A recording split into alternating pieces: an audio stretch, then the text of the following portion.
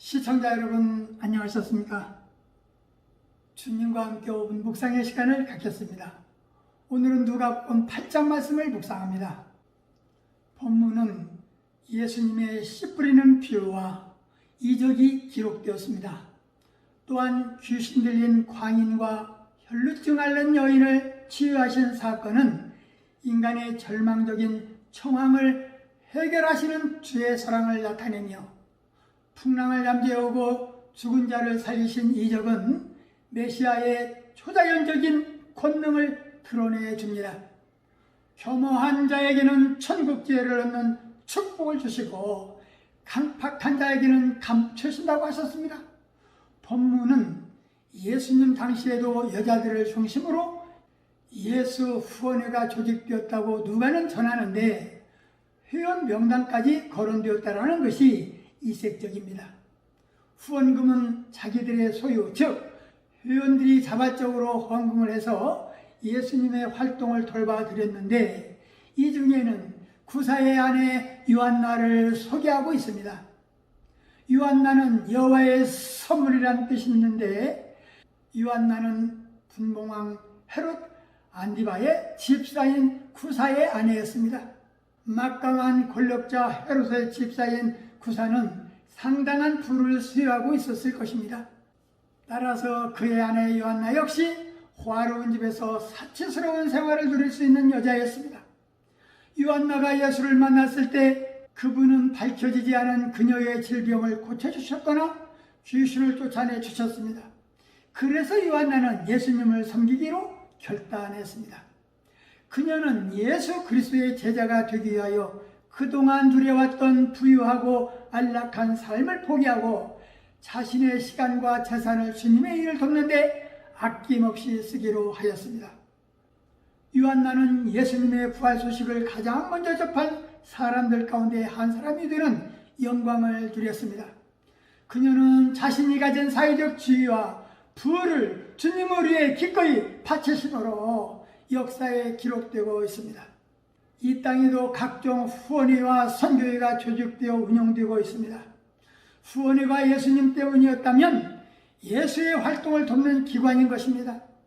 작은 종이 20년 동안 중국 선교 사역을 감당할 때 미국에서 루디아 선교회와 땅끝 선교회가 조직되어 중국의 11개소 병원 사역을 함께 할 수 있었습니다. 지금 생각하면 선교회가 조직되지 않았다면 그 많은 일을 어떻게 감당할 수 있었을까라는 생각이 듭니다. 하나님의 은혜였고 함께했던 선교회원들에게 고맙고 감사한 마음으로 그래서 새벽마다 우리 선교회원 이름을 부르며 지금까지 기도하는가 봅니다. 후원회에 가입하신다면 목적이 분명해야 되고 복음 때문이어야 할 것입니다. 본문에서 예수님의 교수법은 언제나 비유로 말씀을 하셨습니다. 씨 뿌리는 비유와 등불을 등경 위에 올려놔야 된다는 비유로서 천국을 소개하고 우매한 인생들을 깨우쳤습니다. 예수님은 우리가 하나님을 위해 우리의 삶의 빛을 널리 비추기를 바라십니다. 우리가 그렇게 할 수 있는 방법은 세상 다른 이들에게 나의 믿음과 사랑의 빛을 비추는 것입니다. 이제 모든 이들이 볼 수 있도록 하나님을 위해 우리의 빛을 세상 속에서 밝히도록 해야 할 것입니다. 예수님이 이 땅에 오신 지 2000년이 지났지만 우리는 아직도 천국 복음의 증거자들입니다. 앞날에 더 많은 사람들에게 천국을 소개하려 한다면 예수님의 비유 방법을 사용하면 좋을 것입니다. 33년 주님이 이 땅에 계실 때의 활동 장면을 역추적해 본다면 예수님이 가는 곳마다 병 고쳐 주심으로 인해 인산이론을 이루었을 것입니다. 우리 가슴 속에 지난날의 예수님의 발자취를 그림으로 그려본다면 아름다운 한 폭의 그림이 될 것입니다. 본문은 또 풍랑을 잔잔케 하신 이적이 나오는데 예수님이 자연을 주관하는 만유의 주인 이상을 보여줍니다. 갈릴리 바다의 풍랑뿐만 아니라 주님은 우리 삶에 닥쳐오는 온갖 세상 풍파도 충분히 잔잔케 해주실 수 있습니다. 우리가 삶의 중심에 주님만 모시고 산다면 말입니다. 우리는 왜 이 시대에 그런 역사가 일어나지 않는 것일까? 기도 외에 다른 방법이 없다고 하나님은 가르쳐 주셨습니다. 기도, 그 안에는 능력과 권세가 있다는 사실을 우리는 잊지 않도록 해야 할 것입니다. 말씀을 상고하며 기도하며 묵상의 시간을 마치겠습니다.